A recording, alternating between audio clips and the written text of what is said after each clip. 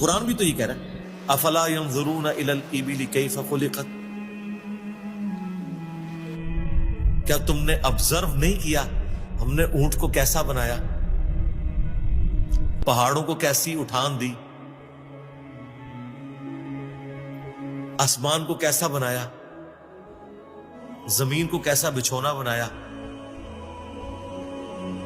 1000 آیات قرآن کی، آلموسٹ 6500 آیات میں سے وہ فزیکل فینومینا آف نیچر سے ریلیٹڈ ہے، سائنس کا علم ہے ہی ہے۔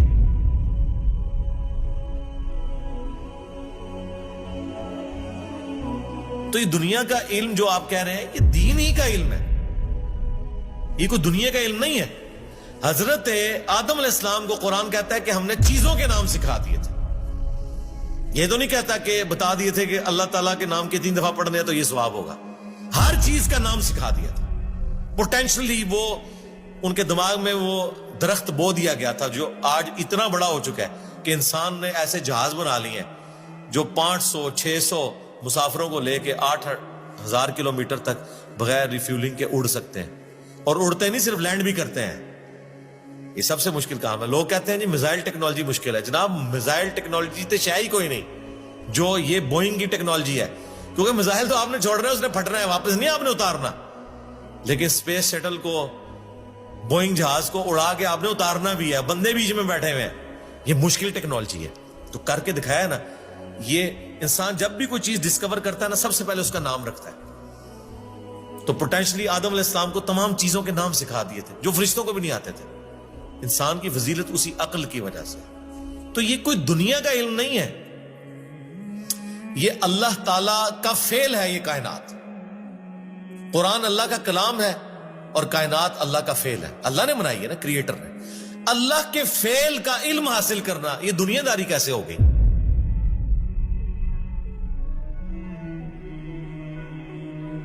یہ دنیا داری اس صورت میں ہوگی جب اس کے بعد آپ خدا کو نہ پہچانیں۔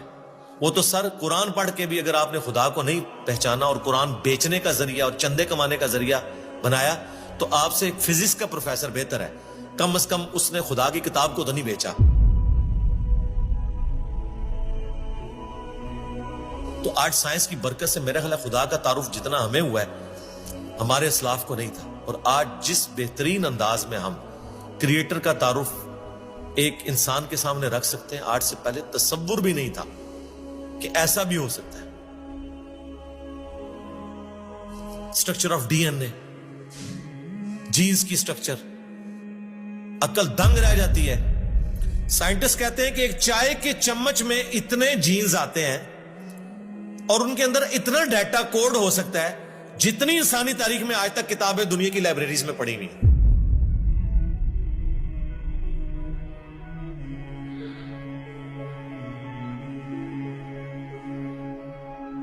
یہ کس نے رکھا ہے؟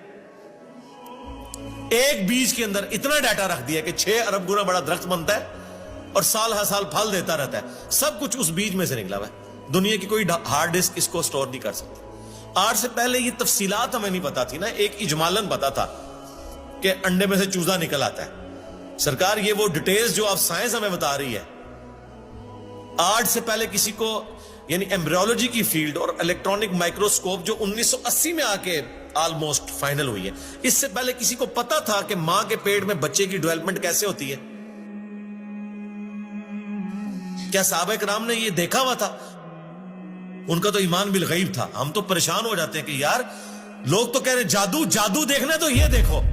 کبھی نیشنل جغرافک یا ڈسکوری چینل کے اوپر جب وہ فاسٹ کر کے موویز چلاتے ہیں کہ ایک بیج پھوٹتا ہے، اس میں سے کومپل نکلتی ہے، پھر بنتے بنتے درخت بن جاتا ہے یا پھول، وہ جادو ہو رہا ہوتا ہے، انڈے میں سے چوزا نکلنا جائے۔ اصل جادو یہ ہو رہے ہیں جو عقل دنگ ہے، لیکن ہم ان معجزات کے عادی ہو چکے ہیں۔ تو آج خدا کا تعارف میرا خیال ہے سائنس کی برکت سے الحمدللہ بہتر طریقے سے ہم اپنی ینگ جنریشن کو خدا کا تعارف کروا سکتے ہیں، اور اس سے بڑھ کر سائنس کی برکت سے آج دین اتنا آسان ہے کہ اگر کاتب کے لکھنے پہ قرآن ہوتا، آج دنیا کے ہر مسلمان کے پاس قرآن نہ ہوتا، اگر پرنٹنگ پریس نہ ہوتا۔ یہ بخاری مسلم یہاں نہ پڑھی ہوئی ہوتی،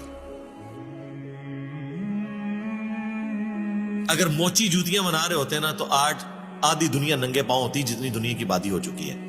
تو سائنس نے ہمیں دین پہ چلنا بھی آسان کیا ہے. آج مساجد کے اندر جتنی فیسلٹیز آپ کو نظر آ رہی ہیں یہ اجمیر شریف والوں نے دی ہیں آپ کو, یہ بغداد شریف والوں نے دی ہیں, یہ رائے ونڈ شریف والوں نے دی ہیں آپ کو, ملتان شریف والوں نے دی ہیں.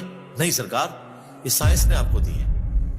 تو ہمیں تو سائنس کو گلے سے لگانا چاہیے تھا کہ اس نے ریلیجن